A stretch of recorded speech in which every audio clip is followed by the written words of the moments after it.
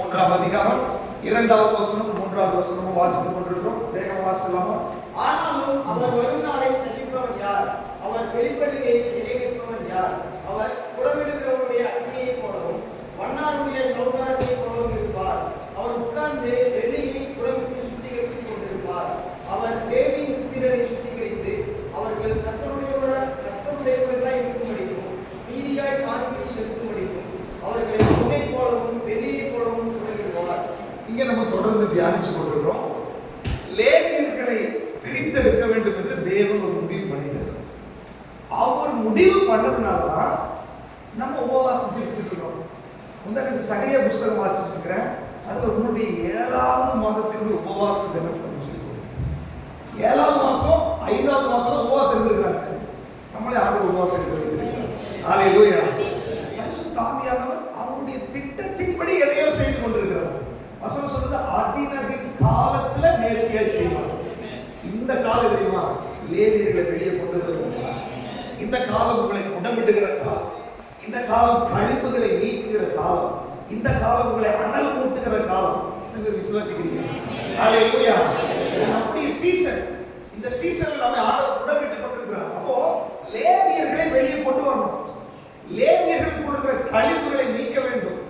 தேவனுடைய பிள்ளைகளுக்கு மேல இருக்கிற கழிப்புகளை நீக்கும்படி அவருடைய புடமிடுகிற அக்கினி வெளிப்பட்டுக் கொண்டிருக்கிறது. ஏன் கழிப்புகளை நீக்க வேண்டும்? சுத்த பொன்னாய் அவருடைய பிரசன்னத்தை ரிஃப்ளெக்ட் பண்ண முடியாதபடி, தேவ பிரசன்னத்தை உள்வாங்க முடியாதபடி, தேவனோடு கோஆபரேட் பண்ண முடியாதபடி, ஆவிக்குரிய வாழ்க்கையில எங்கெல்லாம் தடைகள் இருந்துச்சோ அதை நான் கழிப்புன்னு சொல்றாரு. அது நானும் ஜெபிச்சு பார்த்துட்டேன், மற்றவங்களும் ஜெபிச்சு பார்த்துட்டாங்க, முடியவே இல்லை. பல நாட்கள போராடிட்டு இருக்கிறேன். ஆனா பரிசுத்த ஆவியானவர் சொல்றாரு, என்னுடைய புடமிடுகிற அக்கினி அனுப்புவாங்க. உன்னை தனியா அதுக்காக உபவாசம் இருக்க வச்சிருக்கிறேன், அதுக்காக சபைக்கு கூட்டிட்டு வர்றேன். என்னுடைய புடமிடுகிற அக்கினி வந்து உன்னை பரிசுத்தப்படுத்த ஆரம்பித்துக் கொண்டிருக்கிறது. உன் கழிவுகளை நீக்கி கொண்டிருக்கிறது. உன்னை புடமிட்டு கொண்டிருக்கிறது. இந்த ஆபரேஷனோட முடிவுல நீ சுத்த பொன்னாய் விளங்க ஆரம்பித்து விடுவாய். அந்த பொன் ஜொலிக்க ஆரம்பித்து விடும். அந்த பொன் ஷெக்கின மகிமையை ரிசீவ் பண்ண ஆரம்பிக்கும். அந்த பொன் மகிமையை வெளிப்படுத்த ஆரம்பிக்கும். பொன் என்றால் தேவனுடைய மகிமை. நீங்களும் நானுடைய மகிமையை வெளிப்படுத்துகிற பாத்திரங்களாய் இருக்கிறோம். ஹல்லேலூயா, ஹல்லேலூயா, ஹல்லேலூயா. ஆண்டவர் நம்மை மகிமையை வெளிப்படுத்தும்படி அழைத்திருக்கிறார். அந்த மகிமைக்கு தடையா இருக்கிற எப்பேற்பட்ட கழிவா இருந்தாலும் அதை சுத்தரிக்கும்படி ஒரு அக்கினி இறங்கி வந்திருக்கு. எத்தனை பேர் விசுவாசிக்கிறீங்க? நம்முடைய புடமிடுகிற அக்கினி வெளிப்பட்டு கொண்டு இருக்கிறது. நம்மை புடமிட்டுக் கொண்டிருக்கிறது, நம்மை சுத்திகரித்துக் கொண்டிருக்கிறது, நம்மை அடல் கூட்டி கொண்டிருக்கிறது, நம்மை கொழுந்து விட்டு எரிய வைக்க போகிறது. அப்ப இந்த புடமிடுகிற அக்கினி நம்ம யாத்திரையாகம புஸ்தகத்துல வாசிச்சோம்.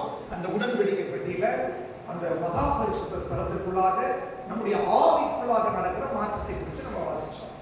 அதே நேரத்தில் நம்முடைய ஆத்மாவை குறிக்கிற மாதிரி பரிசுத்த ஸ்தலத்துல அங்கேயும் பொன்னால் செய்யப்பட்ட பொருள்கள் இருக்கிறது. அது நம்முடைய ஆவிக்குரிய தன்மையை வெளிப்படுத்துகிறது. அதுல முக்கியமா யாத்திரையாகமம் 34ஆம் அதிகாரம் 20வது வசனத்துல நம்ம வாசிச்சோம். பலகைகள் அது ஒரு விசுவாசியை குறிக்கிறது. யாத்திரையாகமம் 36 எக்ஸோடஸ் சாப்டர் 26 verse 20. அப்போ பலகைகள் பொன் தகட்டால் மூடப்படுகிறது. பலகைகள் நம்முடைய மனுஷீகத்தை குறிக்கிறது. அதுல ஒரு தெய்வீக தன்மையாய் பொன் தகடால் மூடப்பட்டிருக்கிறது. நம்ம என்னதான் தெய்வீக தன்மையா இருந்தாலும், என்னதான் அபிஷேகம் பெற்றிருந்தாலும், என்னதான் நம்ம எழுப்பி பிரகாசிச்சாலும், ஆண்டவர் சொல்றாரு, நிற்கிறேன் என்று சொல்லுகிறவன் விழாதபடிக்கு. என்ன வசனம்? 1 கொரிந்தியர் 10:12. 1 Corinthians chapter 10 verse 12. நிற்கிறேன் என்று சொல்லுகிறவன் விழாதபடிக்கு எச்சரிக்கையா இருக்கிறவன். நல்லா தெரிஞ்சுக்கோங்க.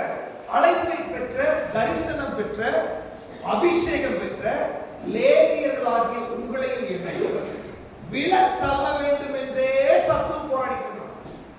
எவனை விழுங்கலாமோ என்று சொல்லி வகை தேடி சுற்றி திரிகிறான். அவனை ஏதாவது ஒரு வழியில நம்மளை கீழே தள்ள வேண்டும் என்று சொல்லி அவன் போராடுகிறான். ஆனா ஆண்டவர் சொல்றாரு, நீ நிற்கிறேன்னு நீ சொல்ற, பட் விழாதபடிக்கு நீ எச்சரிக்கையா இரு. பல நேரங்கள் நம்முடைய ஆவிக்குரிய வாழ்க்கையில நமக்கே தெரியுது, என்னால நிக்க முடியல, ஒரு வாரத்துக்கு மேல என்னால நிக்க முடியல, ஜெபிக்க முடியல, ஆராதிக்க முடியல, விழுந்து விழுந்து எழுந்திருக்கிறேன், எப்போதும் தோல்வி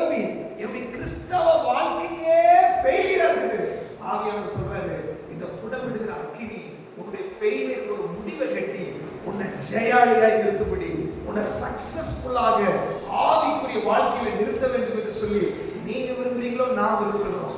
ஆனா நமக்காக ஜீவனை கொடுத்த அவர் விரும்பி கொண்டிருக்கிறார். ஹல்லேலூயா. என்னுடைய சொந்த ரத்தத்தால் சம்பாதிக்கப்பட்ட தேவ பிள்ளைகள் அவர்கள் விழுந்து விழுந்து எழும்புவதற்கு அல்ல, எழுப்பி பிரகாசிக்கும்படியாக தேவன் இந்த நாட்களை நமக்கு நியமித்திருக்கிறார். ஹல்லேலூயா. எத்தனை பேர் விசுவாசிக்கிறீங்க? நிறுத்த போறார். இந்த பலகைகள் நிக்கணும்னு சொல்லிட்டு, நிமிர்ந்து நிக்கணும்னு சொல்லிட்டு அதற்கு வெள்ளி பாதங்களை செய்தார். யாத்திரையாகமம் 36:24 வசனத்திலிருந்து வாசிக்கும் போது, எக்ஸோடஸ் சாப்டர் 36:24 இருந்து வாசிக்கும் போது, வெள்ளியில 2 பாதங்கள், ஒரு பலகைக்கு 2 பாதங்கள். வெள்ளி என்றால் 1 பேதுரு 1:18 வசனம் மீட்பை குறிக்கிறது. 1 Peter chapter 1:18. அது மீட்பின் அடையாளமாய் வெள்ளி கொடுக்கப்பட்டிருக்கிறது. அப்ப வெள்ளி பாதம் என்பது நம்முடைய ரட்சிப்பை குறிக்கிறது. வெள்ளி பாதம் என்பது நம்முடைய மீட்பை குறிக்கிறது. வெள்ளி பாதம் என்பது நம்முடைய ரட்சிப்பின் மீட்பின் அடையாளமாய் இருக்கிற இயேசுவை குறிக்கிறது. அந்த இயேசுவோடு இந்த பலகை இணைந்திருந்தால் மட்டுமே அது கீழே விழ முடியாது. கிறிஸ்தவர்களாய் இருப்பதனால நம்ம நின்றலாம் நினைச்சிருக்கீங்க. கிறிஸ்துவோடு இணைந்திருப்பதால் மாத்திரம் தான் நம்மளால நிற்க முடியும். நான் கிறிஸ்தவனாய் இருந்து சபைக்கு வர்றதுனால, காணிக்கை கொடுக்கறதுனால, அந்நிய பாஷை பேசுறதுனால நான் நின்றுவேன்னு சொல்லி யாரும் சொல்ல முடியாது. அநேகர் வல்லமையாய் செயல்படுத்தப்பட்ட தேவ மனிதர்கள் கூட விழுந்திருக்கிறார்கள். ஆண்டவர் நமக்கு எச்சரிக்கை கொடுக்கிறாரு. உன்னுடைய அஸ்திவாரம் கிறிஸ்துவின் மேல் இருக்க வேண்டும். கிறிஸ்து என்ற வெள்ளி பாதங்களின் மேல் இருக்க வேண்டும். நம்ம வாசிச்சோம், அந்த 2 பாதங்கள் என்பது யோவான் 1:14 வசனம் 17 வசனம். ஜான் சாப்டர் 1:14 and 17 என்ன சொல்றது? கிருபையும் சத்தியமும் இயேசு கிறிஸ்துவுக்குள் இருக்கிறது. அப்ப இயேசுவை நான் புரிந்து கொள்ள வேண்டும் என்றால், இயேசுவோடு நான் கனெக்டடா இருக்க வேண்டும் என்றால், அவருடைய கிருபையை நான் புரிந்து கொள்ள வேண்டும். ஏன் கிருபையை புரிந்து கொள்ள வேண்டும்? அந்த கிருபையை புரிந்து கொள்ள முடியாமல், இயேசுவோடு தொடர்பு கொள்ள முடியாமல் என்னை தடுக்கிறதுக்குனே ஒரு பிசாசு இருக்கிறான். அவனுடைய முதல் ஆயுதம் எனக்குள்ள விபச்சாரத்தை, இச்சையை, வேசித்தனத்தை கொண்டு வரதெல்லாம் அவனுடைய ஆயுதம். அவனுடைய முதல் ஆயுதமே சத்தியத்துக்கு விரோதமான நம்ம மைண்டுக்குள்ள கொண்டு வரும். உன் பாவம் மன்னிக்கப்படல, உனக்கு தகுதி இல்லை, உனக்கு விடுதலை இல்லை, பொய்யை நம்மை நம்ப பண்ணுவான். நம்ம கடந்த நாட்களில் தியானிச்சோம். இல்ல வசனம் சொல்லுகிறது, நான் எகிப்திலிருந்து விடுதலையாக்கப்பட்டிருக்கிறேன், நான் விடுதலையாக்கப்பட்டவன், நான் பரிசுத்தமாக்கப்பட்டவன், கிருபையினாலே விசுவாசத்தை கொண்டு ரட்சிக்கப்பட்டீர்கள். இது உங்களால் உண்டானது அல்ல, இது தேவனுடைய ஈவு. அவருடைய ஈவு தான் கிருபை. நான் எந்த முயற்சியும் பண்ணல, அவர் என் மேல கிருபையா இந்த ரட்சிப்பை கொடுத்திருக்கிறார் என்று சொல்லி அவருடைய கிருபையை குறித்து நம்ம தியானிச்சோம். இந்த கிருபை என்பது தாழ்மை உள்ளவர்களுக்கு அந்த கிருபை கொடுக்கிறார். இந்த கிருபை என்பது அவரை நம்பும் போது நம்மை சூழ்ந்து கொள்ளுவார்.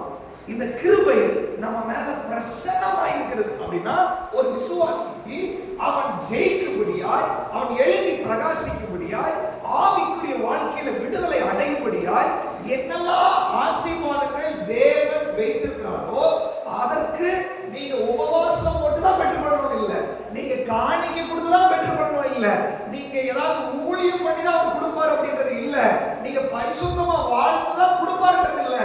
என வேதம் சொல்லுகிறது, நாம் பாவிகளாய் இருக்கையில் கிறிஸ்து நமக்காக மரித்ததினாலே அவர் நம் மீது வைத்திருக்கிற அன்பை வெளிப்படுத்தினார். ஹல்லேலூயா, ஹல்லேலூயா. எந்த நிலைமையில் இருந்தாலும் அவர் என் மேல கிருபையா இருக்கிறார் நீ விசுவாசிக்கும் போது அவருடைய பரிபூர்ண கிருபை உங்க மேல வெளிப்பட ஆரம்பித்து விடும். எத்தனை பேர் விசுவாசிக்கிறீங்க? வாயில திறந்து சொல்லுங்களேன், ஆண்டவரே என் மேல நீங்க கிருபையா இருக்கிறதுக்காய் ஸ்தோத்திரம்.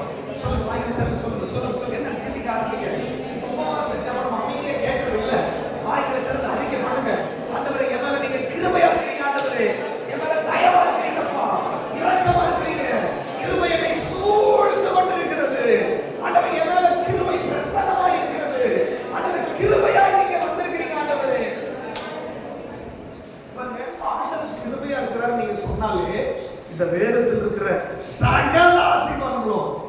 நமக்கு ஃப்ரீயா வந்துருச்சு. விசுவாசிக்கிறீங்க? சொல்ல பார்த்தா ஏதோ கதையை சொல்லிட்டு இருக்கீங்க, என்னாலே நம்ம கதை சொல்லிட்டு இருக்க மாதிரி இருக்கு. எதை நடக்கும் உங்களுடைய வாழ்க்கையில, உங்களுடைய ஆவிக்குரிய வாழ்க்கையில கல்வாரி சிலுவையில தேவன் செய்து வைத்த விடுதலை இந்த சத்திய புத்தகம் சொல்லுகிறது. நீ விசுவாசிச்சால் தேவ மகிமை காண்பாய். ஹalleluya. ஆயிரங்கள் அறிக்கைப்பட்டதில்லை, இந்த வேதத்தில் சொல்லப்பட்ட விடுதலை என்னுடைய சொந்தம், இந்த வேதத்தில் சொல்லப்பட்ட மீட்பு எனக்கு சொந்தம். இயேசு என்னை விடுவித்து விட்டார், இயேசு என்னை மீட்டு விட்டார். நீ சொல்லு சத்துரு விலகி ஓடிடும், நீ சொல்லு பொய்யினாலே விலகி போயிடும், நீ சொல்லு அந்தகார வல்லமை அழிக்கப்படும், நீ சொல்லு அக்கினி உன்னை பற்றி பிடிக்க ஆரம்பிக்கிறது. ஓ ராமாலா ஷாகரமலபலபா. இயேசுவின் நாமத்திலே சத்துருவின் பொய்கள் அழிக்கப்படுகிறது, சத்துருவின் நெகட்டிவான தாட்டுகள் அழிக்கப்படுகிறது. இயேசு உன்னை வெளியே கொண்டு வருகிறார். நீ அடிமை அல்ல, நீ சுதந்திரவாளி. நீ எகிப்தில் அல்ல, நீ வனாந்திரத்தில் அற்புதங்களை அடையாளங்களை அனுபவிக்கும்படி தேவனை அழைத்திருக்கிறார். பாருங்க, நம்ம சத்தியத்தை புரியாத வரைக்கும் சத்துரு நம்மளை எகிப்திலேயே உட்கார வச்சிருக்கான். அதனால ஆண்டவர் சொல்றாரு, பாபிலோனில் குடியிருக்கிற இஸ்ரவேலர்களை குடியிருக்கிற இஸ்ரவேலர்கள், ஆனா மைண்ட்ல நம்ம பாபிலோன்ல குடியிருக்கிறோம். அடிமைத்தனத்தினால் ஆண்டவர் சொல்றாரு, எப்போ உங்களை அழைச்சாலும், என்னைக்கு நீ சபையில காலை வச்சையோ அன்னைக்கே எகிப்துக்கு ஒரு முடிவை கட்டி விட்டார் ஆண்டவர். பார்வோனுக்கு முடிவை கட்டி விட்டார் ஆண்டவர். சாபத்துக்கு முடிவை கட்டி விட்டார், பாவத்துக்கு முடிவை கட்டி விட்டார், தரித்திரத்துக்கு முடிவை கட்டி விட்டார். எத்தனை பேர் விசுவாசிக்கிறீங்க? உங்க வாயில திறந்து சொல்லுங்க, அறிக்கை பண்ணுங்க. இயேசுவின் நாமத்தினால எல்லாத்துக்கும் முடிவு கட்டப்பட்டு விட்டது. ஹalleluya. அவருடைய கிருபையினால அது கிடைச்சது. அப்போ இயேசுவோடு இந்த பலகை கனெக்ட் ஆகணும், இயேசுவோடு விசுவாசி கனெக்ட் ஆக வேண்டும். அப்ப கிருபையை பார்த்தோம். இன்னொரு பாதம் சத்தியம். சத்தியம் என்றால் அவர் இயேசு. யோவான் 14:6, John chapter 14:6, நானே வழி, நானே சத்தியம். யோவான் 17:17, அவருடைய வசனமே சத்தியம். இல்லையா? அப்ப இயேசு தான் சத்தியமா இருக்கிறாரு. அப்ப இயேசுவோடு நம்ம கனெக்ட் ஆக வேண்டும் என்று சொல்லி தேவன் விரும்புகிறார். இயேசுவோடு ஒரு உறவுக்குள்ள இருந்தாதான் வரவு வரும். அநேகருக்கு வரவு வரல, ஆவிக்குரிய வரவு இல்லை, பினான்சியல் வரவு இல்லை, வறுமை. ஆண்டவர் சொல்றாரு, ஓ வறுமை போய் வரவு வரணும்னா உறவு சரியா இருக்க வேண்டும். உன்னுடைய உறவை பொறுத்து தான் உனக்கு வர்ற வரவு இருக்கும். நீ தேவனோடு எந்த அளவு உறவில் இருக்கிறாயோ அந்த அளவு உனக்கான வானம் திறக்கப்பட ஆரம்பித்து விடும். ஹalleluya. அதுவரைக்கும் வானம் கருதலா இருக்கும். ஆண்டவர் சொல்றாரு, இஸ்ரவேலை ஆசீர்வதிப்பதே கர்த்தருக்கு பிரியம். எகிப்திலிருந்து கொண்டு வந்தது வனாந்தரத்துல அவமானப்படுத்துறதுக்கு இல்ல, உங்களை பாவத்திலிருந்து விடுதலையாக்கி கொண்டு வந்தது உங்களை கிறிஸ்தவ வாழ்க்கை தலை குனிஞ்சு வாழ்றதுக்கு இல்ல. பலகைய நிமித்தி வைக்கும் போதே நமக்கு சொல்லிட்டாரு, நம்மள ஒரு நாள் இவர் தலை குனிஞ்சு விடவே மாட்டார். ஹalleluya. இது இன்னைக்கு முடிவு பண்ணதில்ல, அன்றைக்கு முடிவு பண்ணது. அவர் நேற்றும் இன்றும் என்றும் மாறாதவர். அவரை நீ விசுவாசிச்சது உண்மைன்னா, அவரை நீ நம்பி வந்தது உண்மைன்னா, அந்த தெய்வம் தான் உண்மை என்று நீ விசுவாசிப்பது உண்மைன்னா, இந்த உலகத்தில் உன்னுடைய ஜீவன் முடிகிற வரைக்கும் உன்னை தலை குனியறதுக்கு ஆண்டவர் விடவே மாட்டார். தலை குனியறதுக்கு ஆண்டவர் விட மாட்டார். சொந்த பந்த முன்னாடி தலை குனிய மாட்டார். ஸ்கூல்ல தலை குனிய மாட்டேன், வேலை செய்யற இடத்துல தலை குனிய மாட்டேன், குடியிருக்கிற இடத்துல தலை குனிய மாட்டேன். உன்னுடைய தலையை உயர்த்தி சத்துருக்களுக்கு மத்தியில பசியை ஆயத்தப்படுத்தி உன் தலையை எண்ணெயால் அபிஷேகம் பண்ணுவார். உன் ஜீவனுள்ள நாளெல்லாம் நன்மையும் கிருபையும் ஒரே வரவு. காரணம், தாவீதுக்கு இருந்தது உறவு. அவனுக்கு மட்டும் எப்படி வரவு? அவன் வனாந்தரத்தில் ஆண்டவரோட உறவாடி கொண்டிருந்தான். அவரோட உறவாட வேண்டும். தேவனை குறித்த அறிவு உங்களுக்கு விடுதலை கொண்டு வரும். தேவனோடு நீங்க உறவு கொண்டாதான் உங்களுக்கு விடுதலை வரும். டீ இல்லைன்னா ஒரு பாயாசம் வச்சுக்கோங்க, பாயாசத்தை கண்ணில் பார்க்கறதுனாலையோ அல்லது அதை எழுதுறதை படிக்கிறதுனாலையோ அது நாலேஜ் தான் உங்களுக்கு. பாயாசம் அதுல சர்க்கரை இருக்கிறது, அதுல பால் இருக்கிறது, அதுல முந்திரி பருப்பு இருக்கிறது, இதெல்லாம் நாலேஜ். நீங்க சொல்லலாம், சமையல் குறிப்பா சொல்லலாம், டிவியில சமையல் குறிப்பு சொல்றாங்க, அப்படியே கேட்டே இருக்கிறதுனால அப்படி நீங்க வயிறு திருப்தி ஆயிடுமா? சொன்ன டிவி நியூஸ் யூடியூப் நியூஸ் எல்லாம் உங்களுக்கு திருப்தி கொடுக்காது. டிவியில் யூடியூப்லயே மெசேஜ் கேட்டதை நான் வளர்ந்துட்டு ஆவிக்குரியத்துல ஒரு நாள் 10 மெசேஜை கேட்கிறேன், 10 பாஸ்ட் மெசேஜை கேட்கிறேன், எல்லா வசனத்தையும் கேட்கிறேன். அது உனக்கு விடுதலையை கொடுக்காது.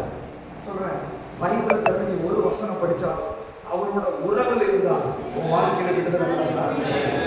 அநேகருக்கு என்னன்னா திகட்டுற மாதிரி வசனம் உள்ள போயிடுச்சு, திகட்டுது, அப்படியே வாமிட் வர மாதிரி அத்தனை வசனம், வாயை திறந்தா வசனம் தான். மைண்ட்ல ஃபுல்லா எல்லா பாஸ்டருடைய மெசேஜ், மைண்ட் ஃபுல்லா தீர்க்க தரிசனம், வீடு ஃபுல்லா தீர்க்க தரிசனம், பட் வாழ்க்கையில விடுதலை இல்லை.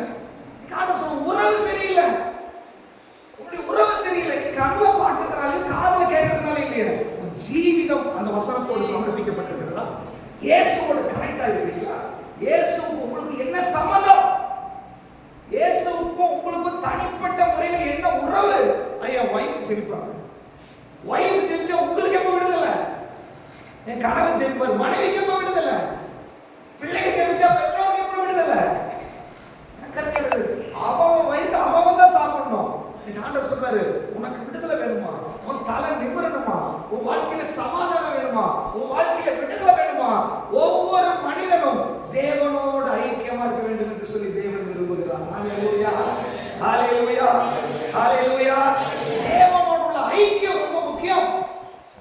அதனாலதான் அப்போஸ்தலனாகிய பவுல் சொல்றாரு, வாசிக்கலாம், இன்னைக்கு வாசிச்ச கலாத்தியர் 1ஆம் அதிகாரம் 16வது வசனம், கலேசியன்ஸ் chapter 1 verse 16. நம்முடைய குமாரனை நான் புறஜாதிகளுக்கு சுவிசேஷமாய் அறிவிப்பதற்காக அவரை எனக்குள் வெளிப்படுத்த பிரியமாய் இருந்தபோது உடனே நான் மாம்சத்தோடும் ரத்தத்தோடும் யோசனை பண்ணாமல்.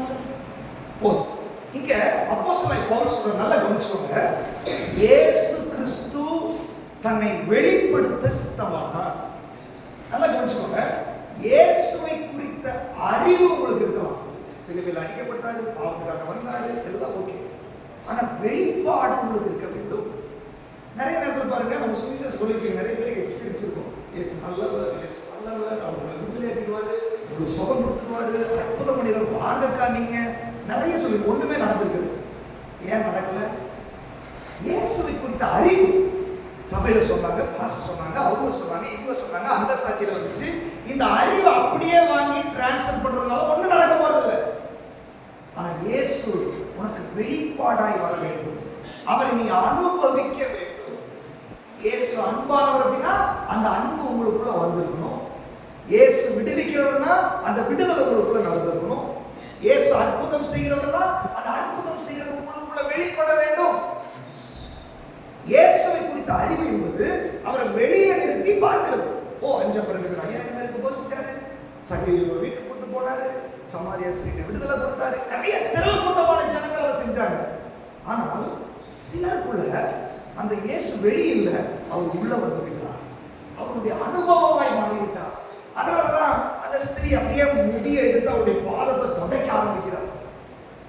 ஏன் இவ்வளவு பரிமளத்தை நீ வேஸ்ட் பண்ணிட்டியே, இதை வித்தரலாமே. நான் சொல்றேன், அவளுக்கு நிறைய மன்னிக்கப்பட்டு அவளை விட்டுரு, நீங்க எல்லாம் பண்ணாத அவ பண்ணிட்டு இருக்கிறான். ஏன்னா அவன் உறவுக்குள்ள வந்துட்டான். என்னுடைய நான் எதற்காக வந்தனோ அதை அவள் அனுபவித்ததுனால இப்பொழுது ஆராதிக்கிறான். அநேக நேரத்தில் நமக்கு ஆராதனை வரமாட்டேங்குது. ஆராதனை நம்ம நினைச்சிட்டோம் அப்படியே ஒரு 10 பாட்டு அப்படியே பிராக்டிஸ் பண்ணி இந்த டெம்போவை இன்க்ரீஸ் பண்ணி அப்படி ஸ்பீடா பாடி நிறுத்தி அப்படியே ஒரு டச் கொடுத்து இந்த எமோஷன் இதெல்லாம் எல்லாருமே பண்றாங்க. நீங்க போய் பாருங்க, மோட்டிவேஷன் கிளாஸ்ல எடுக்கணும், நம்மளை விட அழுகுறாங்க, அங்க நம்மளை விட நல்லாவே நடக்குது. அதுக்கும் இதுக்கு என்ன வித்தியாசம்? சினிமா தியேட்டர் போனா சென்டிமெண்டா ஒரு ஏதாவது நடந்துச்சுன்னு சொன்னா எல்லாரும் தான் அழுகுறாங்க, எல்லா வீட்லயும் சீரியல் பார்த்து எல்லா லேடிஸ் தான் அழுகுறாங்க. இது உணர்வு இல்லை, இது விடுதலை இல்லை. சொல்றாரு, அந்த விடுதலை என்பது இயேசுவுடைய அனுபவமாய் மாற வேண்டும், இயேசுவுக்கு வெளிப்பாடாய் வர வேண்டும். இயேசு எழுதி வருகிறாரு 21 நாள். என் பிள்ளைகள் ஏதோ வேடிக்கை பொருளாவே என்ன பார்த்துட்டு இருக்கிறாங்க, எனக்கு ஏதோ ஒரு ஹீரோவாவே பார்த்துட்டு இருக்கிறாங்க. ஆனால் 21 நாள் அவர்களை புடமிட்டு நான் அவர்களுடைய வாழ்க்கையாய் மாறி, அவர்களுக்குள்ள வெளிப்பாடாய் மாறி, என்னுடைய உணர்வுகளை அவர்களுக்குள்ள வெளிப்படுத்தி, என்னுடைய விருப்பத்தை அவர்களுக்குள்ள வெளிப்படுத்தி, அவங்க வேற நான் வேற இல்ல, நம்ம 2 பேரும் ஒண்ணு என்ற அந்த வெளிப்பாட்டிற்குள்ள கொண்டு வர வேண்டும் என்று ஆண்டவர் விரும்புகிறார். ஹalleluya, ஹalleluya. அப்போஸ்தலனாகிய பவுல் அநேக நிருபங்களை இவ்வளவு தெளிவாக எழுதுவதற்கு காரணம், இயேசு எனக்கு தம்மை வெளிப்படுத்த சித்தமானார். அவர் சீசன் கிடையாது. இயேசுவை நேரடியா பார்க்கல, அவர் கூட போகல, அவரோட ஊழியத்தை பார்க்கல, அவர் செஞ்ச அற்புதத்தை பார்க்கல. ஆனா வெளிப்பாட இயேசு உள்ள வந்த உடனே இவர் அற்புதம் செய்ய ஆரம்பித்து விட்டார், இவர் ஊழியம் செய்ய ஆரம்பித்து விட்டார். கூட இருக்க சீசர்களே அசைச்சு பார்க்கிற அளவுக்கு பவுலுக்குள்ள வெளிப்பாடு வர ஆரம்பித்து விட்டது. ஹல்லேலூயா. எதற்காக பவுல் அப்படி சொன்னாரு? இன்னைக்கு உட்கார்ந்து இருக்கிற லேவியர்களாகிய உங்களுக்கும் எனக்கும் அந்த மெசேஜை சொல்றதுக்காக தான். என்ன அர்த்தம்? பேதுரு செஞ்சாரு, நீங்க பேதுரு இயேசு கூட இருந்தாரு. ஆனா பவுலை கொண்டு முன்னாடி நிறுத்துறதுக்கு காரணம், அவர் இயேசுவோடு இருந்தவர் அல்ல, இயேசுவை பார்த்தவர் அல்ல, இயேசுவை தொட்டவர் அல்ல, அவர் அற்புதத்தை செஞ்சதை கூட இருந்து பார்த்தவர் அல்ல. ஆனால் இயேசு அவருக்கு வெளிப்பாடாய் வந்த போது, இயேசு அவருக்குள்ள பிரசவித்த போது, இயேசு அவருக்கு இரட்சகராய் வந்த போது, அவரால் இயேசு வெளிப்படுத்தப்பட்டார், அவரால் அற்புத அடையாளங்கள் நடந்தது. இன்னைக்கு ஆண்டவர் சொல்றாரு, இப்படிப்பட்ட வெளிப்பாடு உள்ள பவுல்களை எழுப்பும்படியாய், இப்படிப்பட்ட தரிசனம் உள்ள சீசர்களை எழுப்பும்படியாய், இப்படிப்பட்ட லேவியர்களை வெளியே கொண்டு வரும்படியாய் இந்த உபவாச நாட்கள் உங்களுக்காக ஏற்படுத்தி இருக்கிறார். எத்தனை பேர் அதை விரும்புறீங்க? சொல்லுங்க வாயில, ஆண்டவரே இது நான் இயேசுவை அறிவில பார்க்க கூடாதுப்பா, இது இயேசுவை ஏதோ ஒரு ஹீரோவா நான் பார்க்க கூடாது. ஆண்டவரே பவுலுக்கு வெளிப்பட்டது போல என்னுடைய வாழ்க்கை அனுபவமாய் நீர் மாற வேண்டும், எனக்குள்ள நீர் வெளிப்பாடாய் வர வேண்டும் என ஒப்பு கொடுக்கிற ஆண்டவரே. நீங்க கேட்டா கேளுங்கள், அப்பொழுது உங்களுக்கு கொடுக்கப்படும், தேடுங்கள் அப்பொழுது கண்டடிப்பீர்கள், தட்டுங்கள் அப்பொழுது உங்களுக்கு திறக்கப்படும். மீன் கேட்டால் பாம்பை கொடுப்பாங்களா? அப்பத்தை கேட்ட கல்லை கொடுப்பானா? பொல்லாதவர்களாகிய நீங்கள் உங்கள் பிள்ளைகளுக்கு நல்ல ஈவுகளை கொடுக்க அறிந்திருக்கும் போது நீங்க வேற என்ன கேட்டீங்க? என்னதானே கேட்டீங்க?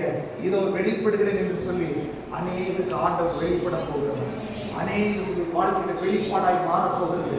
இயேசுவோட என்கவுண்டர் நடக்க போகிறது.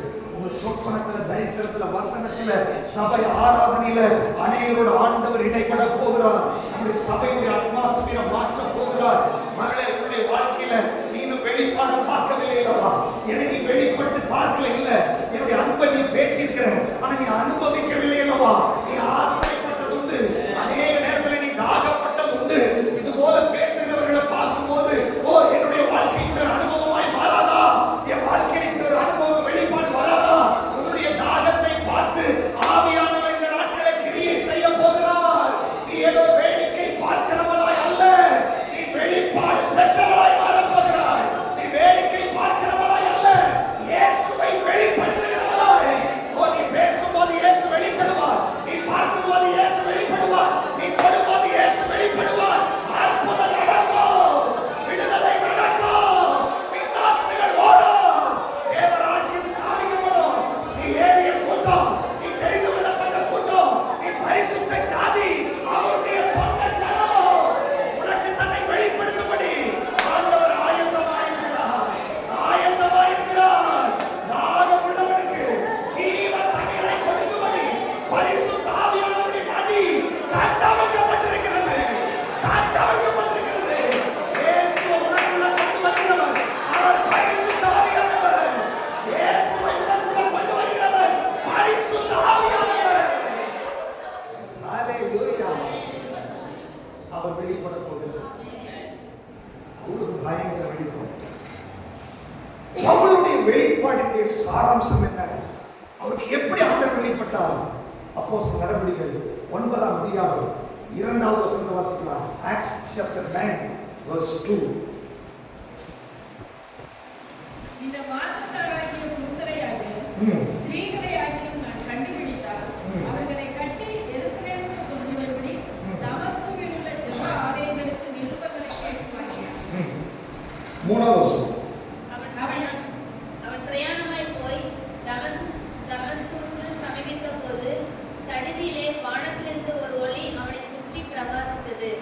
4வது வசனம். அவன் தரையிலே விழுந்தான். அப்போஸ்தலனாகிய பவுல் வெளிப்பாடை பெற்றவன். நம்ம நேற்றைக்கே புத்தகத்தை நம்ம வாசிச்சோம். அவர் வெளிப்படுத்தலைன்னா யாரும் வெளிப்பட முடியாது. அவர் தம்மை வெளிப்படுத்தலைன்னா யாரும் வெளிப்பாடை பெற்றுக்கொள்ள முடியாது. ஆனா ஒரு பெரிய வாக்கியம் பவுலுக்கு வெளிப்படுத்தி, சீசர்களுக்கு வெளிப்படுத்தி, வசனமா கொடுத்து நமக்கு ஆல்ரெடி அந்த கேட்டை ஓபன் பண்ணி வைத்திருந்தாங்க. இனி நமக்கெல்லாம் வெளிப்பாடே இல்லை, கடவுளை தரிசிக்கவே முடியாது அப்படின்றது இல்லை. ஆண்டவர் நமக்கு ஆல்ரெடி வெளிப்பாடை கொடுத்து விட்டால் அதை கிளைம் பண்ணி அதுக்குள்ள போக போறோம். ஹல்லேலூயா. தேவன் எப்படி வெளிப்பட்டார் அப்படின்னா, பவுல் கிறிஸ்தவர்களை கொல்ல வேண்டும் என்று சொல்லி இயேசுவின் நாமத்தை பேசக்கூடாது, அதற்காக அதிகாரம் பெற்றவனாய் அவர் அதிகாரத்தோடு கூட வேகமாக தமஸ்குவின் வீதியில போயிட்டு இவர் போகும்போது வேதம் சொல்லுகிறது சடிதியாக ஒரு வெளிச்சம் உண்டானது. அங்க சொல்லப்பட்டிருக்கிறது, அந்த ஒளி அவனை சுற்றி பிரகாசித்தது. இந்த ஒளி 1 யோவான் 1ஆம் அதிகாரம் 5வது வசனத்துல தேவன் ஒளியாய் இருக்கிறார். யோவான் சுவிசேஷம் 1ஆம் அதிகாரத்தை நீங்க வாசி பார்த்தீங்கன்னா, அவருக்குள் ஜீவன் இருந்தது, அந்த ஜீவன் மனுஷனுக்கு ஒளியாய். நல்லா கவனிச்சுக்கோங்க, ஒளி என்றால் இயேசு கிறிஸ்துவை குறிக்கிறது. இயேசு மரித்து அடக்கம் பண்ணப்பட்டு உயிர் தெழுந்தவுடனே அவர் உருவத்தில் இல்லை. 12 வருஷமாய் பெரும்பாலுள்ள ஸ்திரீ உருவத்தில் இருந்த இயேசுடைய வஸ்திரத்தை தொட்டார், வல்லமை புறப்பட்டு வந்துச்சு.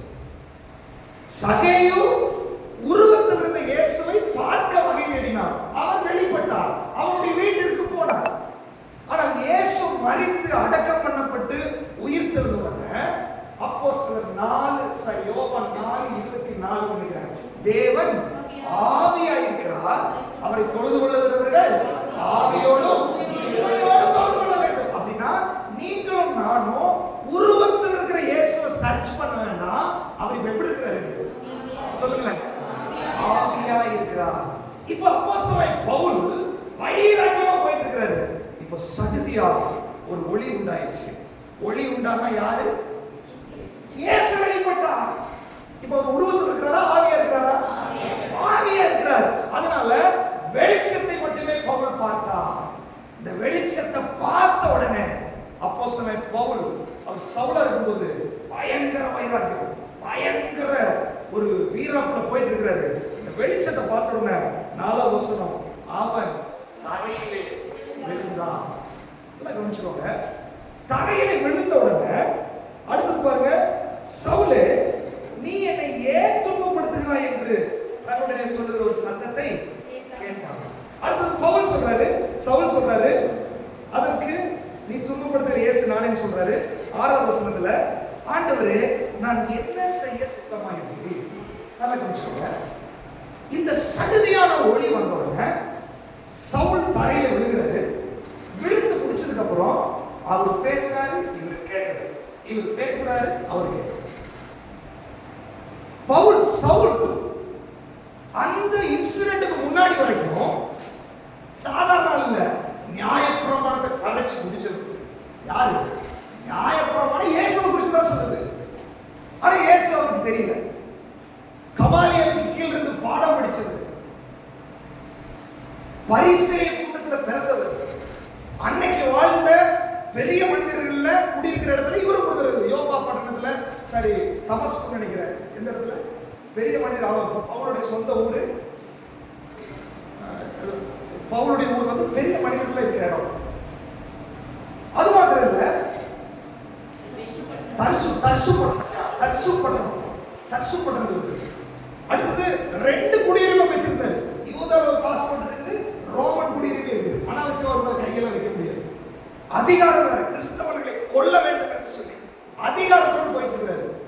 இத்தனையும் மைண்ட்ல இருக்கு, வைராக்கியம் உடம்புல இருக்கு, தெம்பு இருக்குது, அப்படியே அகங்காரத்துல ஓடிட்டு இருக்கிறாரு. ஆண்டவர் பார்த்தாரு, இவன் நியாயப்பிரமாணத்துல படிச்சிருக்கான், நியாயப்பிரமாணத்துல படிச்ச இயேசு நான் தான், ஏன் கூட இவன் உறவுக்கு வர மாட்டேங்கிறான், ஏன் கூட பேச மாட்டேங்கிறான். உடனே பார்த்தாரு, இவருடைய வெளிச்சத்தை கொண்டு வந்து காமிச்சாரு பாருங்க. அந்த அவனுடைய நியாயப்பிரமாண அறிவு, அவனுடைய கல்வி அறிவு, அவனுடைய பலன், அவனுடைய வைராக்கியம், அவனுக்குள்ள ஆண்டவர் அவனும் இயேசுவும் அவனும் பேச முடியாதபடி, உறவு கொள்ள முடியாதபடி, அவர்கள் 2 பேரும் கனெக்ட் ஆக முடியாதபடி, அவன் தலையிலிருந்து பாதம் வரைக்கும் பவுலுக்குள்ள என்னெல்லாம் இருந்துச்சோ அதை சுட்டெரித்து அவனை கீழே தள்ளி அவனை சரண்டர் ஆக்கும்படி இயேசு அவனை தொட ஆரம்பித்தார். அது நடந்த உடனே அவர் பேசுறாரு, கிளியரா கேட்கல. அது வரைக்கும் நியாயப்பிரமாணத்துல அவர் தான் பேசிக்கிறாரு, கேட்கல. இப்ப தெளிவா கேட்குது, ரிப்ளை பண்றாரு, என்ன செய்ய வேண்டும் ஆண்டவரே, நீங்க ஆவியானவர் சொல்றாரு 21 நாளும் பரிசுத்த ஆவியானவர், அவர் தேவன் ஆவியா இருக்கிறார். அவரை நீங்க கண்ணில் பார்க்க முடியாது. புதிய ஏற்பாட்டுல தேவன் தன்னுடைய வார்த்தை மூலமாய் வெளிப்படுகிறார். நீ வேதத்தை வாசிக்கிறோம், இந்த நாட்களில் வேதத்தை தியானம் பண்றோம். இந்த வேத தியானங்கள், வேதத்தை வாசிப்பது, இதெல்லாம் பரிசுத்த ஆவியானவர் பவுலை சூழ்ந்து கொண்டது போல நம்மை சூழ்ந்து கொண்டே இருக்கிறார். அல்லேலூயா. விசுவாசிக்கிறீங்க? சூழ்ந்து கொண்டிருக்கிறார். அன்னைக்கு ஒளியாய் சூழ்ந்து கொண்டார், இன்னைக்கு வார்த்தையாய் சூழ்ந்து கொண்டிருக்கிறார். அன்னைக்கு ஒளியாய் சூழ்ந்து கொண்டது கவர் பண்ணது எதுக்கு? இதை தியானிக்கும் போது பார்த்தா எரிகோ கோட்டை சுத்தி வர சொன்னாரு. இவங்க உடன்படிக்கை பட்டி எடுத்துட்டு சுத்தி வர்றாங்க. என்ன நடந்துச்சு அப்படின்னா, அவங்களுடைய மகிமை எரிகோ கோட்டையை சூழ்ந்துச்சு. மகிமைக்கு முன்னாடி கோட்டை சுவரே நிற்க முடியல. இன்னைக்கு ஆவியானவர் சொல்றாரு, இன்னைக்கு அவர் வார்த்தையாய் வெளிப்பட்டு கொண்டிருக்கிறார், வசனமாய் வெளிப்பட்டு கொண்டிருக்கிறார். ஆண்டவர் சொல்றாரு, உனக்குள்ள மூளை அறிவில் இயேசு இருந்திருக்கலாம், உனக்குள்ள வைராகியம் இருந்திருக்கலாம், உனக்குள்ள பாவம் இருந்திருக்கலாம், ஆண்டவரோடு நீ கனெக்ட் ஆக முடியாதபடி உனக்குள்ள பெருமை இருக்கலாம், படிப்பு இருக்கலாம், ஜாதி பெருமை இருந்திருக்கலாம், உனக்குள்ள என்னெல்லாம் இருந்துச்சோ ஆண்டவர் சொல்றாரு, என்னுடைய வார்த்தை உன்னை கவர் பண்ணிட்டு இருக்கிறதுக்கு காரணம் என்ன தெரியுமா? இஸ்ரவேல் ஜனங்களை எரிகோ கோட்டை சுத்தி நடந்தது மாதிரி ஒரு நாள், 2 நாள், 3 நாள், இன்னைக்கு 21 நாள் நீ வசனத்தை கேட்க கேட்க கேட்க கேட்க அவருடைய மகிமை சுத்தி கொண்டிருக்கிறது. உன்னுடைய அஸ்திபாரங்கள் இறங்கி கொண்டிருக்கிறது. உன்னுடைய கல்வி அறிவை உடைச்சு கொண்டிருக்கிறாரு. உன்னுடைய ஞானத்தை உடைச்சு கொண்டிருக்கிறாரு. உன்னுடைய எக்ஸ்பீரியன்ஸை உடைச்சு கொண்டிருக்கிறாரு. உன்னுடைய பாரம்பரியத்தை உடைச்சு கொண்டிருக்கிறாரு. உன்னுடைய பெருமையை உடைச்சு கொண்டிருக்கிறாரு. நீ எனக்கு வேண்டும், அவர் சத்தம் காதுல விட முடியாதபடி, நீ அவரோடு பேச முடியாதபடி, உறவு கொண்டாட முடியாதபடி தடையாயிருந்த எல்லா அந்தகார கட்டுகள் அவருடைய புடமிடுகிற அக்கினி அனுப்பி கொண்டிருக்கிறார். இயேசுவின் நாமத்தில் எத்தனை பேர் விசுவாசிக்கிறீங்க? ஆண்டவரே, அன்னைக்கு சபையை சுற்றிலும் ஒளியாய் வந்தவரே, என்னை சுற்றிலும் இப்பொழுது வார்த்தையாய் நீங்க வெளிப்பட்டு கொண்டிருக்கிறீங்க. அந்த வார்த்தைக்குள்ள ஜீவன் இருக்கிறது, அந்த வார்த்தைக்குள்ள வல்லமை இருக்கிறது, அந்த வார்த்தைக்குள்ள சக்தி இருக்கிறது, அந்த வார்த்தைக்குள்ள டுனாமிஸ் பவர் இருக்கிறது, அந்த வார்த்தைக்குள்ள அக்கினி இருக்கிறது, அந்த வார்த்தைக்குள்ள புடமிடுகிறது. அது புடமிட்டு கொண்டிருக்கிறது. உன் மைண்டை புடமிடுகிறது, உன் சரீரத்தை புடமிடுகிறது, உன்னுடைய வாழ்க்கையை புடமிட்டு கொண்டு உன்னை சரண்டர் பண்ண கொண்டிருக்கிறார். ஃபாஸ்டிங் பிரேயர் உங்களை சரண்டர் ஆக்க போறோம். என்ன செய்யணும்? அவருடைய சத்தம் உங்களுக்கு கிளியரா கேட்க போகும். யோசிச்சு பார்த்தேன், இவன் சவுளுடைய காரியத்தை பார்த்தா கிறிஸ்தவர்களை கொல்லணும், அழிக்கணும், அதிகாரம். ஒரு ஆர்வம் விரோதமா போராட கூட்டம் வந்துச்சு. பூமி பழத்துக்குள்ள போயிட்டாங்க. அக்கினி பச்சிச்சு. 15,700 பேரை வாத அழிச்சிருச்சு. யாருக்கு? ஒருத்தர். நான் கேட்கிறேன், தேவனுடைய தரிசனத்தை கல்லடி வாங்கும் போது கூட தரிசிச்சுட்டு தானே அந்த தேவனை கொண்டு போட்டாங்க. அதுக்கு பவுலும் சம்மதிச்சிருந்தான். எத்தனையோ கிறிஸ்தவர்களை அழிச்சிட்டு வைராக்கியமா ரத்த வெறி பிடிச்சிட்டு ரத்த காட்டேரி மாதிரி இவன் போயிட்டு இருக்கிறான். இவருடைய ஒளியுடைய பிரசனை வந்து இவனை பஸ்மமாக்கிருக்க வேண்டாம், பஸ்மமாக்கிருக்க வேண்டாம். ஒளி வந்துச்சு, ஆனா இவனை பஸ்மமாக்கல. இவனுக்கு கொடுக்குற அந்த மூர்க்கத்தின் ஆவிய பஸ்மமாக்கிடுச்சு, இவனுக்கு கொடுக்குற வைராக்கியத்தை பஸ்மமாக்கிடுச்சு, இவனுக்கு கொடுக்குற பெருமையை பஸ்மமாக்கிடுச்சு. தேவனும் அவனும் உறவு கொள்ள முடியாதபடி என்னெல்லாம் தடையா இருந்துச்சோ ஆண்டவர் அங்க தொட ஆரம்பிச்சார். நல்லா கவனிச்சுக்கோங்க. இன்னைக்கு அப்படியே ஆவியானவர் இன்னைக்கு வார்த்தையாய் வந்திருக்காரு. ஏன் தெரியுமா சவுலை தொட மாட்டேன்றாரு? என்னுடைய ரத்தத்தால் அவனுக்கு நான் ரத்தம் செஞ்சிருக்கிறேன், அவனுக்காக நான் சிலுவையில் அடிக்கப்பட்டிருக்கிறேன், அவனுக்காக நான் நொறுக்கப்பட்டிருக்கிறேன். ஆண்டவர் சொல்றாரு, சவுலே உன் பிரச்சனை இல்ல, உன் மைண்டுக்குள்ள ஒரு பிசாசு உட்கார்ந்து இருக்கிறான், உன் மைண்டுக்குள்ள ஒரு பாரம்பரியம் உட்கார்ந்து இருக்குது, உனக்கு பின்னாடி பிசாசு இருக்கிறான், அவன் தான் என்னோட டார்கெட். அவர் பச்சிச்சு பஸ்மம் ஆக்கிட்டாரு. சவுல் மட்டும் கிளியரா கீழே விழுந்தான். ஹalleluya. 27 ஆண்டவர் சொல்றாரு, உன்னையும் ஆண்டவரை நெருங்க விடாதபடி, தேவனுக்குள்ள எழுதி பிரகாசிக்க முடியாதபடி உன்னை தடுத்து கொண்டிருக்கிற அந்தகார மண்டலங்களை இந்த வசனம் கடந்து போகும்போது உனக்கு டேமேஜ் இல்ல மகனே. உன் மேல உன்னை சொல்கிறவனுடைய கண்மணியை வராது, உனக்கு ஒரு பிரச்சனை வராது, நீ கீழே விழுந்தா உனக்கு ஒண்ணு ஆகாது, உனக்கு தலை அடி படாது, உனக்கு ஒண்ணு நடக்காது. ஆனா உனக்குள்ள இருக்கிற அந்தகார வல்லமையை அவர் கீழே தள்ள போகிறார், உனக்கு இருக்கிற கட்டை உடைக்க போகிறார். அக்கினி வெளிப்பட்டு கொண்டிருக்கிறது. எத்தனை பேர் விசுவாசிக்கிறீங்க? நான் பார்த்தேன், சரி இவ்வளோ மெசேஜ் பார்த்தா ஏன் என்ன துன்பப்படுத்துற, நீ துன்பப்படுத்துற இயேசு நானே அப்படின்னா அந்த வார்த்தைக்குள்ள அதிகாரம் இல்லை, அந்த வார்த்தைக்குள்ள வைராகியம் இல்லை, அதுக்குள்ள ஒரு பெரிய அகாப்பே லவ் இருந்துச்சு அப்படின்னு நான் விசுவாசிக்கிறேன். அந்த ஒளி அவங்க சூழ்ந்து கொள்ளல, அவருடைய அன்பு அவங்க சொல்றாரு, நீ வார்த்தையில மறந்துருக்கணும், நீ வைராகியத்துல மறந்துருக்கணும், என்னுடைய அந்த அகாப்பே லவ் கொண்டு வந்து உன் எரிய கோட்டையை உடைக்க போகிறேன். அன்புக்கு முன்னாடி நீ நிற்க முடியாது. ஆண்டவருடைய அன்பு உங்களை தொடர்புகிறது. அதுதான் உறவுக்குள்ள கொண்டு வந்து போகிறது. அந்த அன்பு தான் உறவாய் மாற போகிறது. அது வந்த உடனே வைராகியமா டென்ஷன் வாட்டி சவுல் சொல்றான், நான் என்ன செய்ய வேண்டும் ஆண்டவரே? ஆண்டவர் சொல்ற, இந்த அன்பு உன்னை சூழும் போது உன்னுடைய டென்ஷன் உன்னை விட்டு மாற போகிறது, உன்னுடைய கோபம் உன்னை விட்டு மாற போகிறது, உன்னுடைய மூர்த்தி உன்னை விட்டு மாற போகிறது, உன்னுடைய வைராகியம் உன்னை விட்டு மாற போகிறது, உன்னுடைய கசப்பு உன்னை விட்டு மாற போகிறது, உன்னுடைய எரிச்சல் உன்னை விட்டு மாற போகிறது. ஓ, அந்த தெய்வீக அன்பு உன்னை பற்றி பிடிக்கும்படியாய், அந்த அன்பிலே நீ கரை புரண்டு ஓடும்படியாய், தேவனோடு உறவு கொள்ளும்படியாய் நான் என்ன செய்யணும்பா, நான் என்ன செய்யணும் ஆண்டவரே? இவ்வளவு அன்பு செலுத்துவதற்கு நான் ஏமாத்திரம் ஆண்டவரே. வாயை திறந்து நீ ஆராதிக்க போகிறாய், நீ வாயை திறந்து ஆராதிக்க போகிறாய். அவருக்கு முன்னாடி நீ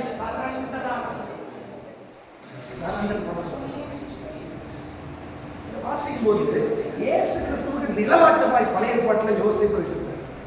வாசிக்கல ஆதியாகமத்தின் புஸ்தகம், ஆதியாகமம் 45வது அதிகாரம்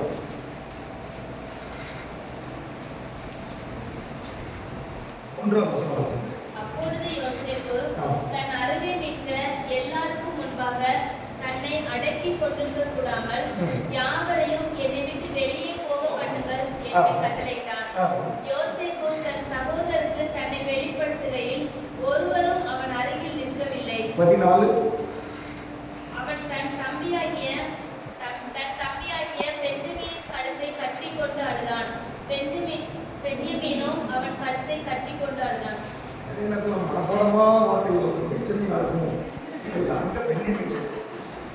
எப்படிப்பட்டவரோ நம்ம இமேஜினேஷன்ல அங்க வேற, அதை வெளிப்படுத்த போறாரு. ஒரிஜினலா நீங்க டேஸ்ட் பண்ண போறீங்க. நம்ம மாயையை நம்ப வச்சுட்டு இருந்தா பிசாசு. ஒரு போர்ஷன் ஆசீர்வாதப்பட்டு இன்னொரு போர்ஷன் நம்ம மிஸ் பண்ணிடுவோம். ஆனா சொல்றீங்க 100% தன்னை வெளிப்படுத்த போறாரு. இந்த பென்யமீனுக்கு, தன்னுடைய சகோதரர்களுக்கு யோசேப்பு தன்னை வெளிப்படுத்தினார். எப்படி தெரியுமா? பார்த்துட்டே இருக்கிறாரு. என்னோட சகோதரர்கள், என்னோட ரத்தம், என்னுடைய உறவு, நான் தாண்டா உங்க பிரதர்னு வாயை திறந்து சொல்லணும் துடிக்கிறாரு. பட் சிச்சுவேஷன், இந்த கழிவுகள் நிறைய பக்கத்துல இருக்குது. கழிவு வெளியே போய் இயேசுவின் நாமத்தினால இந்த 21 நாள் என்ன தெரியுமா? ஒரு நாள் நீங்க வரும்போது நீங்க வரலன்னா அவரு துடிச்சாரு. ஐயோ வர மாட்டேங்கிறாரு, ஆன்லைன் கூட அட்டன் பண்ணி இந்த நேரத்துல பாட்டிக்கு போயிரு, இந்த நேரத்துல சொந்தக்காரங்க பார்க்க போயிடுறாங்களே. ஏன்னா தன்னை வெளிப்படுத்த வேண்டும். ஏன்னா துடிக்கிறாரு. ஏன்னா கல்வாரி சிலுவையில் உங்களுக்கு அவர் உயிரை கொடுத்துருக்காரு. அவர் என்ன தெரியுமா விரும்புறாரு? என் அன்பை நான் வெளிப்படுத்துறேன். அது ஒரு சீக்ரெட். அது யாரும் இடையே நிற்க கூடாது, கழிவுகள் வரக்கூடாது. அந்த இடத்துல ஃப்ரெண்ட்ஸா இருக்கலாம், வேலையா இருக்கலாம், உறவா இருக்கலாம், எதா இருக்கலாம், அப்படி டெடிகேட்டடாய் உட்கார்றவர்களுக்காக தன்னை வெளிப்படுத்தும்படி ஆண்டவர் 21 நாள் சும்மா இல்ல. இந்த 21 நாள் வானத்தையும் பூமியையும் படைத்த சர்வ வல்லமை உள்ள தேவன் தன்னை உனக்கு வெளிப்படுத்தி, தன்னுடைய மகிமை உனக்கு வெளிப்படுத்தி, தன்னுடைய சாயலை வெளிப்படுத்தி உன்னை ஒரு சுத்த பொண்ணாய் இந்த தேசத்தில் உன்னை நிறுத்தணும்னு சொல்லி அவருக்கு வைராக்கியம். பட் உனக்கு எத்தனை பேருக்கு சீரியஸ்னஸ் இருக்கிறது இந்த உபவாச ஜெபத்துல? எத்தனை பேர் சீரியஸா இந்த ஜெபத்துல கலந்து கொள்றீங்க? நீ நிர்விசாரமா இருக்காத, அதை மிஸ் பண்ணிடுவ. அந்த யோசேப்பு துடிக்கிறாரு, எப்ப வெளிப்படுத்துவேன், எப்ப சான்ஸ் கிடைக்கும்? இந்த 21 நாள்ல எனி டைம் அந்த அன்பை நீ அனுபவிப்பாய். எந்த நேரத்துல அந்த வெளிச்சத்தை நீ அனுபவிப்பாய். எந்த நேரத்துல அந்த வார்த்தைகளுக்குள்ள வரும்போது அந்த அகாப்பே உன்னை பற்றி பிடிக்க ஆரம்பிக்கும். எரிகோ கோட்டையை உடைச்சது போல உன்னை உடைக்க ஆரம்பிச்சிருக்காங்க. யோசிப்பு முடிவு பண்ணலாம், ஓபன் பண்ணிடலாம், வெளியே போ, டைம் ஆயிடுச்சு, இதுக்கு மேல முடியாது, என்னை வெளிப்படுத்த, வெளியேறு வெளியேறு வெளியேறு. கழிவு சீக்கிரம் வெளியேறு வெளியேறு வெளியேறு. என் பிள்ளைகளை நான் சந்திக்கணும், என் பிள்ளைகளை நான் தொடணும், என் அன்பை வெளிப்படுத்தணும், எனக்குள்ள ஒரு உறவுக்குள்ள கொண்டு வர்றேன், கனெக்ட் ஆக போறாங்க, என் பிள்ளைகள் எல்லாம் மகிமையை பார்க்க போறாங்க. அதற்கு தடையாக எல்லா கழிவையும் உடவிடுகிற அக்கினி போச்சு அவர் கிடைச்ச உடனே அப்படியே வந்து கட்டி பிடிச்சிட்டு பெண்ணிமீனை கட்டி பிடிச்ச 2 பேரும் கட்டி அதுதான் எனக்கு உறவு போச்சு. நம்ம ஹஸ்பண்ட் அண்ட் ஒய்ஃப் ரிலேஷன்ஷிப் கூட சம்பந்தப்படுத்தி பேச ஒரு மனவாளன் நம்ம மனவாட்டி பெண்ணிமீனுடைய கழுத்து நீயும் நானும் ஒரே ரத்தம். ஆண்டவர் சொல்றாரு அவர் நம்முடைய சகோதரர், மூத்த சகோதரர். நீ நானும் ஒரே ரத்தம், உனக்கு எனக்கு ஒரே பிதா இருக்கிறாரு. நீ என்னுடைய சகோதரர், நீ என்னுடைய சகோதரி. அந்த ரத்தத்தை பாருங்க, மத்த நண்பர்கள் இருக்கிறான், பட் இவனும் ஒரே அம்மாவுக்கு பிறந்தவங்க. அந்த ரத்தம் பாருங்க விட மாட்டேங்க, அப்படியே அந்த மேக்னெட் மாதிரி இன்னைக்கு ராத்திரி அந்த மேக்னெட் இழுத்து கொண்டிருக்கிறது. உனக்காக உயிரை கொடுத்த இயேசு, உனக்காக உயிரை கொடுத்த ஒரு வார்த்தையாய் வெளிப்பட்டு கொண்டிருக்கிறார். அந்த மேக்னெட் எப்படி 2 மேக்னெட்டை வச்சா நீ இழுத்து பிடிச்சா அது விடாது, அது சேம் போல் இழுத்து கொண்டு அதை அட்ராக்ட் பண்ணிட்டு இருக்கு. அந்த மேக்னெட் அட்ராக்ட் பண்ற மாதிரி இன்னைக்கு பரிசுத்த ஆவியுடைய மேக்னெட் உன்னை இழுத்து கொண்டிருக்கிறது. தெரியுமா? அந்த உறவுக்குள்ள வர முடியாது. அந்த உறவு எப்படி தெரியுமா? அங்க போய் டீச்சிங் இல்ல, நீ இவ்வளவு நாள் வரல, அந்த பேச்சுக்கு இல்ல, கட்டி பிடிச்ச 2 பேரும் அழுக ஆரம்பித்துக்கிட்டா. ஹalleluya, ஹalleluya. அந்த உறவு வரும்போது உன்னை உடைக்க ஆரம்பித்து விடுவான். இந்த ஒரு உடைக்கப்படாத நேரத்தில் உடைக்கப்பட போறேன். இந்த ஒரு உடைஞ்ச ஆண்டவருக்கு முன்னாடி உன் பிரச்சனைக்காக நீ அழுதுருக்கிற, உன் போராட்டத்துக்காக அழுதுருக்கிற, கணவனுக்காக நீ அழுதுருக்கிற, பிள்ளைகளுக்காக அழுதுருக்கிற. ஆண்டவர் சொல்றது எனக்காக நீ தேவ சமூகத்துல அந்த அன்பின் வெளிப்பாடு கண்களை தண்ணி வந்திருக்கிறதா? என்னுடைய மகிமை உணர்ந்து நீ அழுதிருக்கிறாயா? என் மகிமை உணர்ந்து அந்த பெண்ணியமையை யோசேப்பும் கட்டி பிடித்து அந்த பாத்தீங்கன்னா முத்தம் கொடுத்து, ஓ அங்க ஒரு பெரிய அன்பின் பரிமாற்றம் நடக்கிறது. இந்த கல்வாரி அன்பு உன்னை பற்றி பிடிக்க போகிறது. ஓ ராகமா ஷாகலா யாதரமனா உடபலா ஷாகலா. ஓ அந்த அன்பு உங்களை வட்டமிட்டு கொண்டிருக்கிறது. அந்த அன்பு எரிக கோட்டையை சுற்றி வந்தது போல இதுவரை இல்லாத ஒரு அகாப்பே அன்பு, இதுவரை இல்லாத ஒரு உறவு, இதுவரை இல்லாத ஒரு உறவு, இதுவரை இல்லாத ஒரு மகிமை உங்களை பற்றி பிடித்துக் கொண்டிருக்கிறது. அந்த உறவுக்குள்ள வாழ்ந்து 2 பேரும் ரொம்ப ஸ்ட்ராங் ஆயிட்டாங்க. பெண்ணிமீனே எவ்வளவு நாள் ஆச்சு? நான் சொல்றாரு ஆண்டவரோட நீங்க பேசுறீங்கன்னு நினைக்காது. சொல்ற ரொம்ப நாள் ஆச்சு அவங்களோட பேசுறது. சவுல் பேசுறான், அவர் பதில் சொல்றாரு. இவன் பேசுறான், அவன் பதில் சொல்றாரு. பல நேரங்கள் நம்முடைய ஜெபத்துக்கே பதில் வரல. ஏன் தெரியுமா? அவர் பேசுறாரு, நமக்கு கேட்கல. அவர் பேசுறது அங்கேயும் போயிடுது, நம்ம பேசுறது இங்கேயும் போயிடுது. அதோட பெரும் பிளவு. அந்த பிளவு என்ற கழிவை சுற்றி இருந்து அவர் சத்தம் காதுகளில் கேட்க முடியாது. ஓ சத்தம் அவர் காதுகளில் கேட்க முடியாது. உணர்வுக்குள்ள கொண்டு வரும்படி இந்த நாட்டில் நம்ம ஆண்டவர் உறுதிப்படுத்திக் கொள்கிறார். விசுவாசத்தில் கண்களை மூடி ஆண்டவரே, நீங்க இன்னைக்கு பெண்ணின் மாதிரி இருக்கீங்க.